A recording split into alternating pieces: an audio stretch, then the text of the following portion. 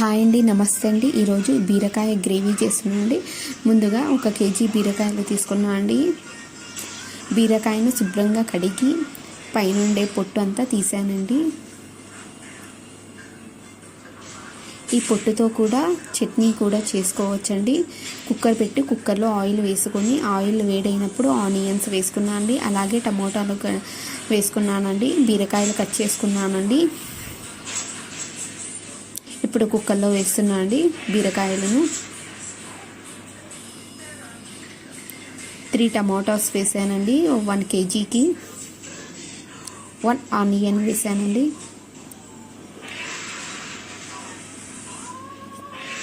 నేను అలచందలు 1 అవర్ వరకు నానబెట్టిన అలచందలు తీసుకున్నానండి. అలాగే అలచందలు వేసానండి.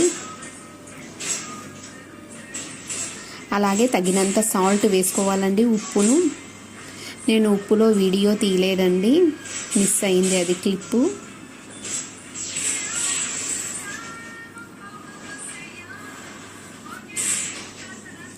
అలాగే పసుపు వేసుకోవాలండి, తగినంత పసుపు, ధనియాల పౌడరు, కారం అంతా ఒకసారి కలుపుకోవాలండి. ఆయిల్ పైన వచ్చే వరకు ఉడికించుకోవాలండి. ఆయిల్ పైన వచ్చినప్పుడు అల్లం వెల్లుల్లి పేస్ట్ వేసుకున్నానండి. అలాగే చెక్క లవంగ గరం మసాలా పౌడర్ వేసుకున్నానండి. ఉప్పు కూడా వేసుకున్నానండి. అలాగే ఆయిల్ పైన వచ్చిన తర్వాత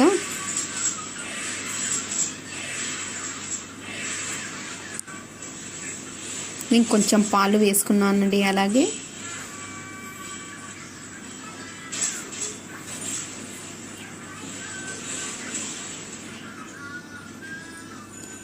హాఫ్ కప్ వరకు పాలు తీసుకున్నానండి. పాలు వేసుకున్నానండి. బీరకాయలో పాలు వేసుకుంటే టేస్ట్ చాలా బాగుంటుందండి. ఒకసారి ట్రై చేయండి. అంతే అండి, 3-4 విజిల్స్ వచ్చే వరకు ఉడికించుకోవాలండి బీరకాయ గ్రేవీ సింపుల్గా టేస్ట్ చాలా బాగుంటుందండి. చపాతీలో అయినా రైస్లో అయినా టేస్ట్ చాలా బాగుంటుంది. ఒకసారి ట్రై చేయండి. ప్లీజ్ లైక్ చేయండి, బీరకాయ గ్రేవీ టేస్టీగా ఉందండి. ప్లీజ్ లైక్ చేయండి, షేర్ చేయండి, కామెంట్ చేయండి, సబ్స్క్రైబ్ చేసుకోండి.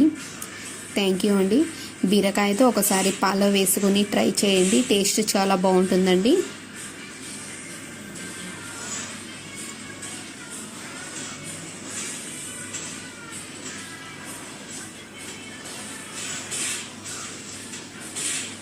బాయ్ అండి.